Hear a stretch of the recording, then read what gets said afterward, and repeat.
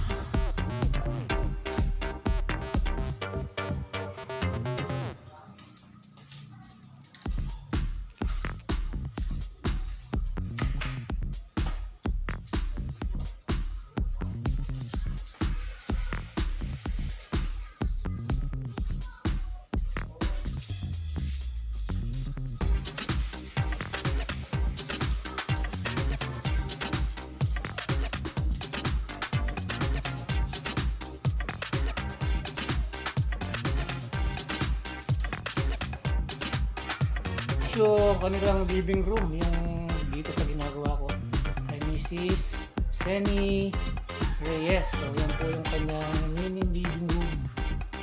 So yan po yung kwarto, yung nakita yung kulay green, yung po yung una kong ginawa kahapon. So ngayon po itong living room, may retouch lang po tayo konti, yung mga nabakbak sa wall. Yun po yung dito sa ilalim na yan. So yan po, wala na po yung kulay itim.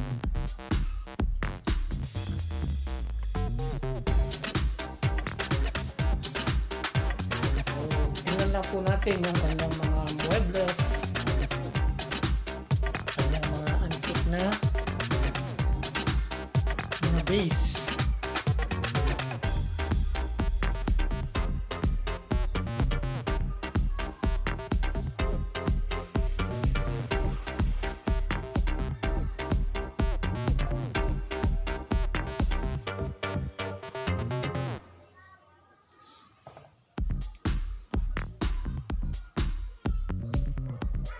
Po yung kanyang mga pang display na medyo may kamahalan din po siya ngayon ganyan. So yung kanyang stitches yan. So bali ito po yung kanilang family dito old house nila to, family house yan.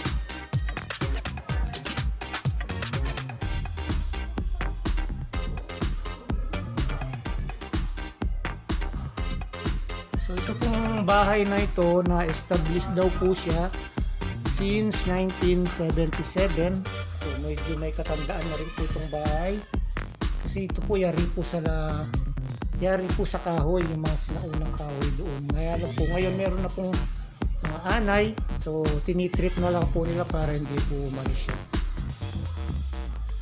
Meron po siyang maliit na hagdan papunta sa dalawang kwarto.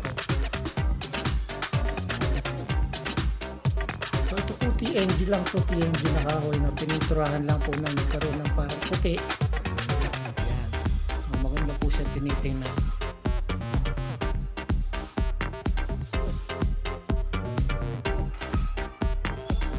So ayan, alam na po ninyo pag may pagka-antik yung bahay. Itong mga ganitong grills yan, ganyan na mga sinaunang design noon. Mga grills. Tsaka yung mga bintana noon na puro jalousie. Pag may nakita kang ganyang grills na mga bintana, ibig sabihin antique na yung bahay. Ngayon po meron po silang isang set na upuan. Gawa po ito sa parang ano to parang ano ng yantok.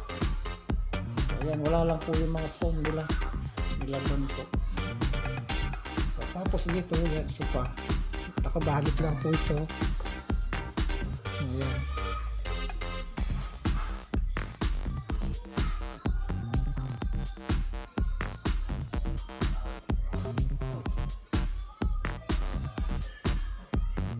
Dito naman po sa terrace. So, yun po yung terrace na yun, yung pisa ni yun po yung na-repaint natin. So ngayon malinis na siya.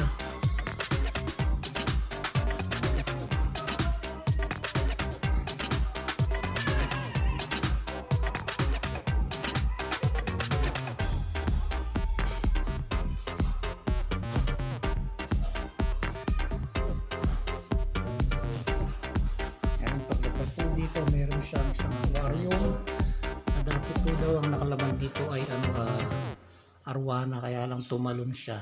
Ayun.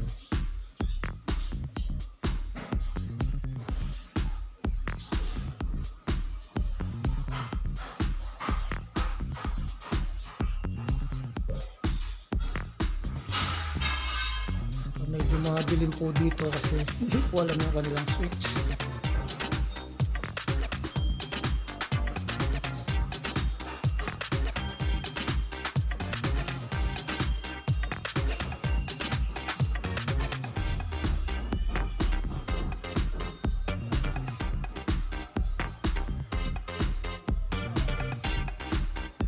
So ayan po mga idol, dyan po tayo nagtatapos sa pagpipintura po dito sa bahay ni Madam Seni Reyes.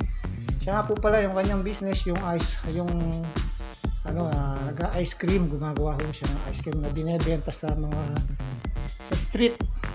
Marami po siyang tindero. Kaya po nakikita natin na medyo colorful yung kanyang bahay. Halos lahat po ito ng nakikita natin kulay ay